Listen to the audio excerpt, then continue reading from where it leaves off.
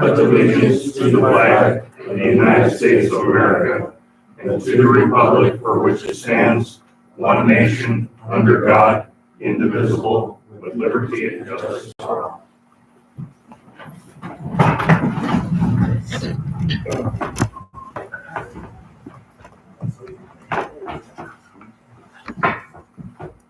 Welcome to the town council meeting, December 2nd. 23 shopping days for Christmas. No. Thanks for coming. Are there any public comments on agenda items?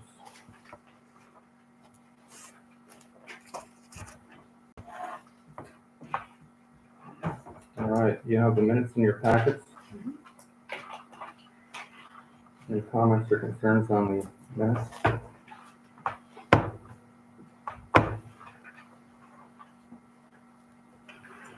make a motion that we accept the minutes as written. Second. It's moved and seconded that we accept the minutes as presented. All in favor? Aye. Any opposed? Passes. Treasurer's report.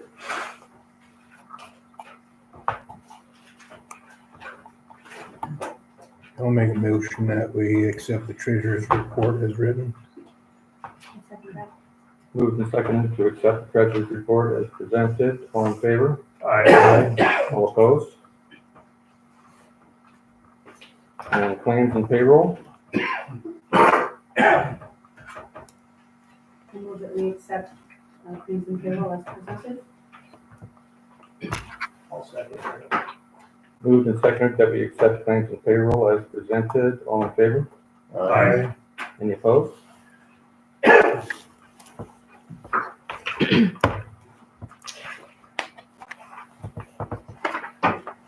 We have here the judge's report for October. Total number of new cases for the month of October were 19. Total number of pending cases, 53. Total number of disposed cases were 68. Total number of active warrants, 111.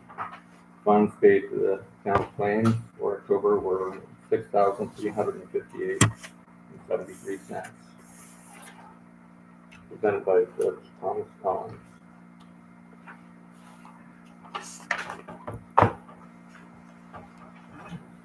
The mayor's report.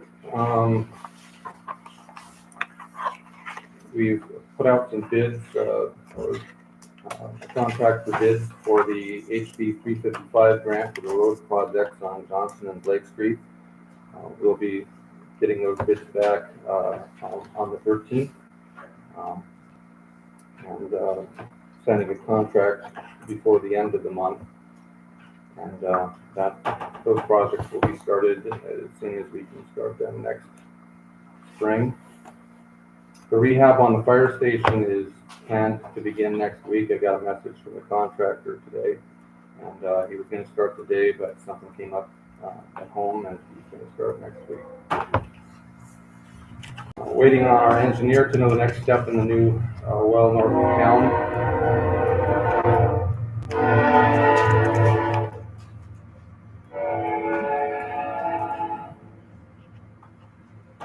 And that's a project that we'll be revisiting in the spring as well. We're kind of past building time. We'll be doing interviews for a new public works employee later this week and into next week likely. We have 11 applications that have been submitted for that position. John Lee is working on another grant that might work for some new water infrastructure we're looking at right now too that needs to be done this month. There will be an opportunity for her to maybe mention that in new business.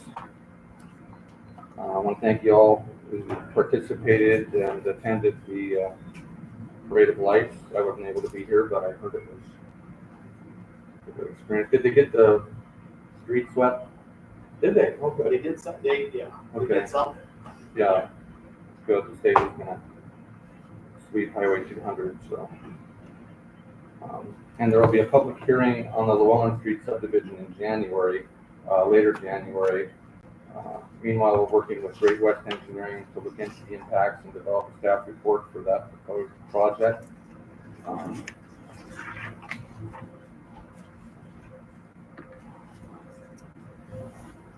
I don't see Tony here with fire department. Police department, I'll go ahead and read that report. You all have that in your packet.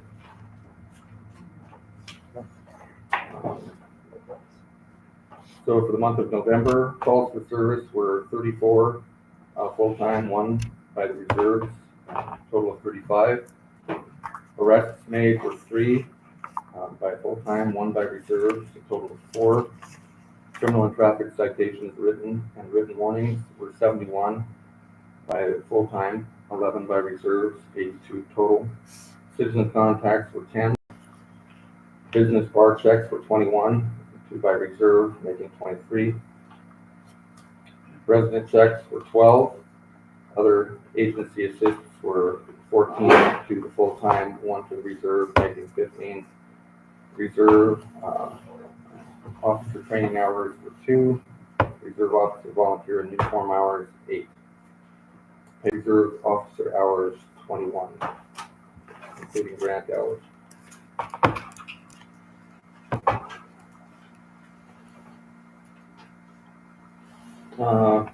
Public Works Department isn't here. We'll have an opportunity for the Public Works Committee to speak later. And I don't see Nikki here with the library. For a library report, we did go and fix a frost-free faucet there at the building last month. And we picked up some brush that had fallen down on the high land. Other than that, I think things are going well at the library. I don't see any unfinished business unless anybody has any to bring up.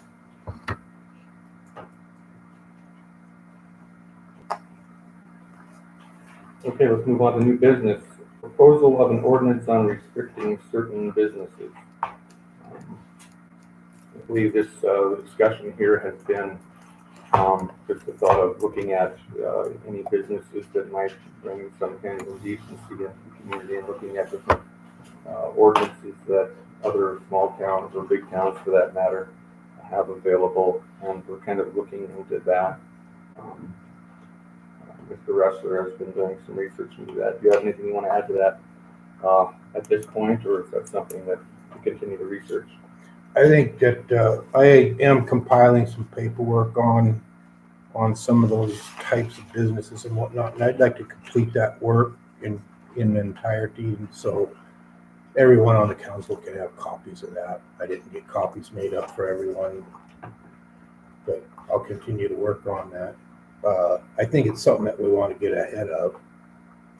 You know, I did find a website called United Families International that has a long list of some of the effects of these types of businesses can have on families, and so that might be something that the rest of the council can look at if they wish. I would also like to get together with Lana as your family counselor. I'm sure you would have some input on that as well. I'm sure you've had a lot of experience with that. So until that point, I would like time to get some more research done and put it all together for you. Okay, any further discussion on that?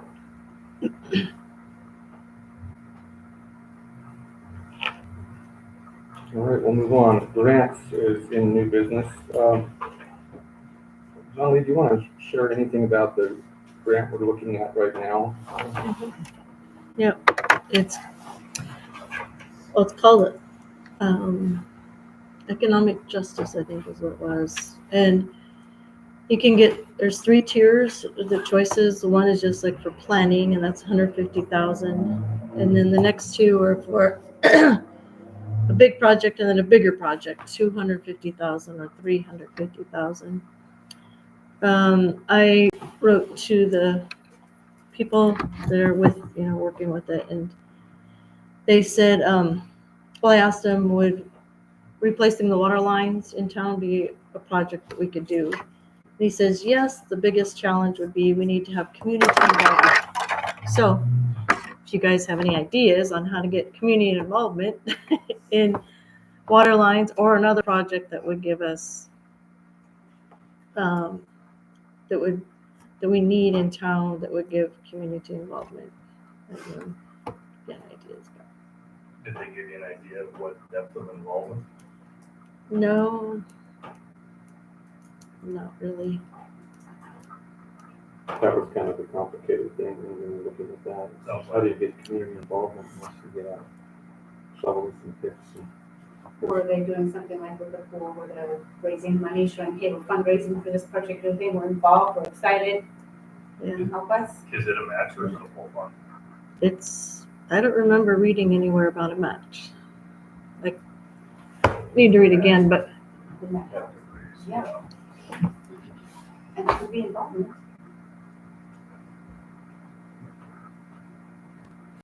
Do you have the official name of that grant?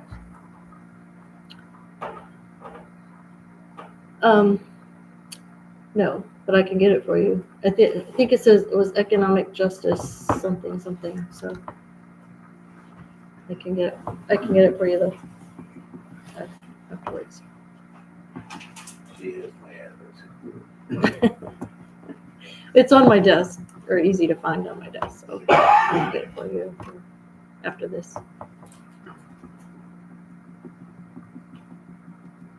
all right, something to be looking forward to and working on. I do have to turn it in by the 12th of December, so if you have ideas, yeah. Yeah, I may not be able to get it done in time. I only found out about it recently, so if I do, I do. If I don't, we'll try again for the next. Much of it Keep is looking. done, but some of those things are difficult, like Mhm. community participation.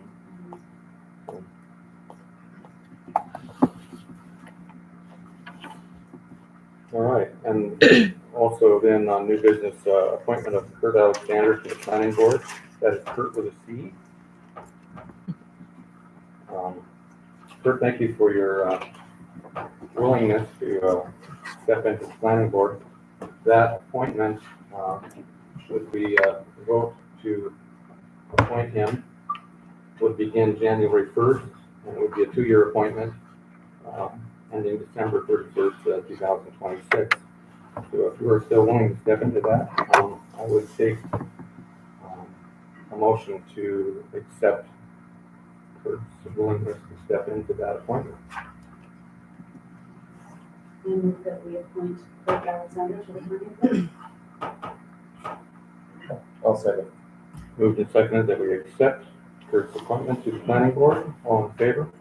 Aye. Any opposed? All right. Kurt, congratulations, thank you. I have a nice little appointment letter here for you with your name spelled wrong, so I will fix that and get that to you. No worries. Next time. Welcome back to the state.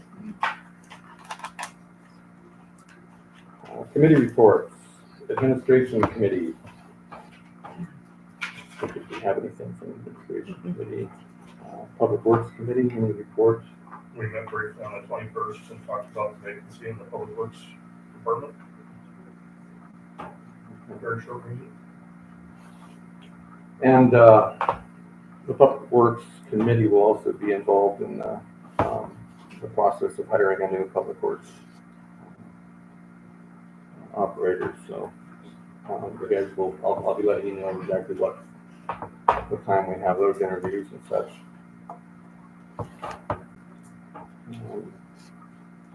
Parks and Recreation, I don't see anybody new for Parks and Rec.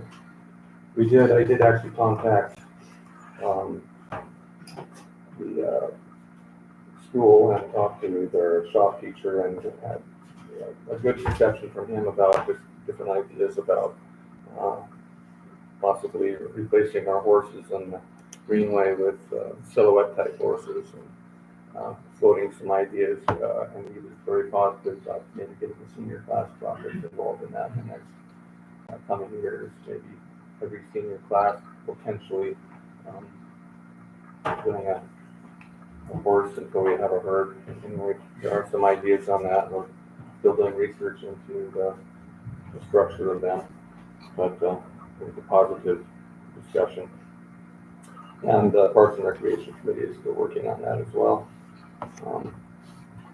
Planning Board, any report from Planning Board? Nothing new except just the ongoing with that Llewellyn project. And then we're pushing it off to January to do some research like you mentioned. I think you're collecting some bids for what it would cost for some road work if need be. Did you already get? Yeah, it's kind of a spitball Yeah. bid, but we're looking at potential $50,000 to rehab that road to where it could be a good two-way. If that was the way that we decided to go with it. So we've got a lot to do in 30 days time or whatever, just some research before we have the public hearing. All right. I think that's about it. I see they're bringing houses in over there at that other spot, so that's good. Yeah. But nothing else. Very good, thank you. Police Commission, any report from? No meetings this month. Okay. I think they are talking about having a meeting here in the coming month. So, Safety Committee, there was no Safety Committee meetings this last month. So we'll take public comment. Sure, if you step up to the podium. Absolutely. I also have some documents I'd like to hand out to the council, if that's okay. Well, you have 3 copies, unfortunately. One for your records. Mr. Armia, if you could contain your public comment in 3 minutes, please. I'm sorry, 3 minutes, please. 3 minutes? Okay, so I'm going to use that to read this so that the people that are not here can hear it. Members of the council, I come before you today to raise urgent concerns regarding Chief Brian Josephson's continued service as Chief Police for the town of Plains. Evidence from an investigation performed by the state of Montana paints a deeply troubling picture of misconduct, abuse of power, and actions that undermine the trust and integrity required by his position. In another document provided by the fire chief, the Paradise Rural Fire Department, it's evidence that Chief Josephson has more concern for his personal interests than that of the residents he is sworn to protect. For these reasons, I urge the council to thoroughly review the findings of the investigation, which highlight instances of unlawful discrimination, manipulation of public officials, and repeated questions surrounding Chief Josephson's credibility. I also urge you to review the additional documentation provided as a witness to Joseph's character, as defined by his peers, both Chief Russell and Chief Reed.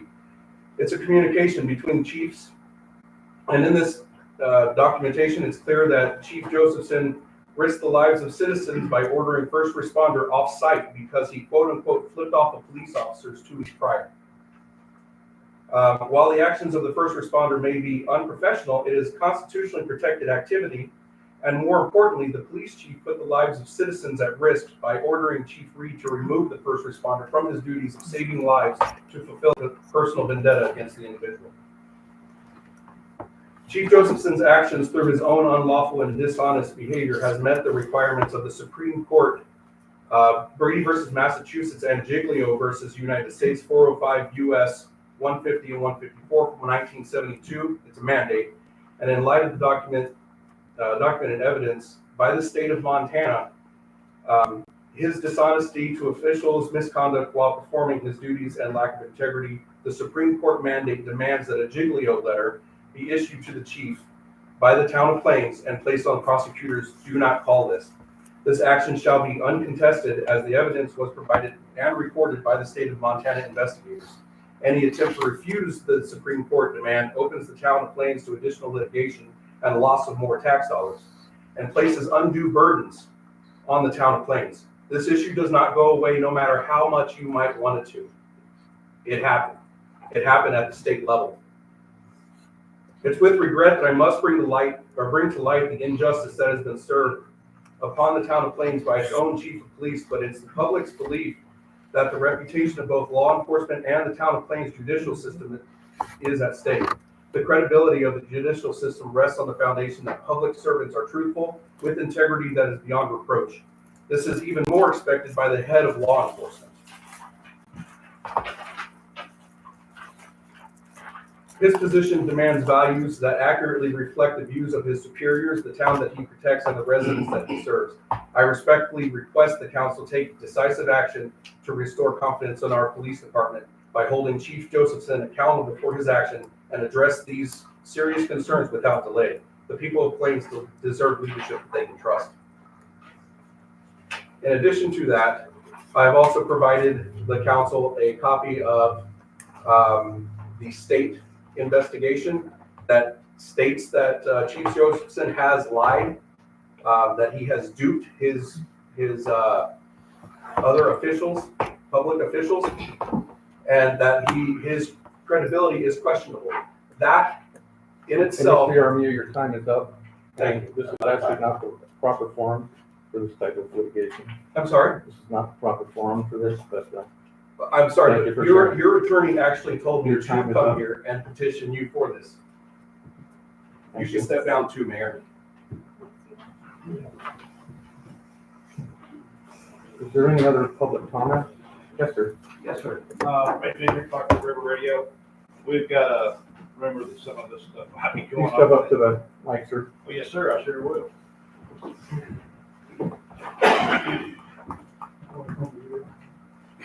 I'll let you do that. Smile. We got a rumor this might be going on tonight, so it's sort of interesting because we get radio callers to call in and say, hey, what's going on? I said, I don't know, I'm just sharing rumors. We actually have a section called Rat Rumors. So I think the concern is from the public, both city and county. What is the city doing to address these type of allegations against the police chief and possibly yourself? So where does the city sort of stand on this whole matter? So there is some legal grounds here. I was reading through the documents. If a police officer has lost his credibility, one, I have been a police officer, his teeth to enforce the law is gone. So where does the city sort of stand on this? I mean, where do y'all go from here? Question, that is a question. And not obligated to answer that question in this forum. If you'd like to come visit with me sometime, sir, I'd Okay, be glad to fill you in. okay, all right, I appreciate it. Thank you all for your time.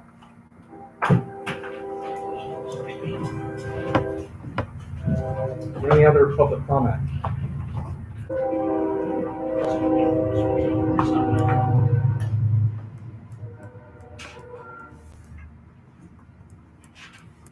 I would take a motion to adjourn it. Thank you. All right. Thanks for coming tonight.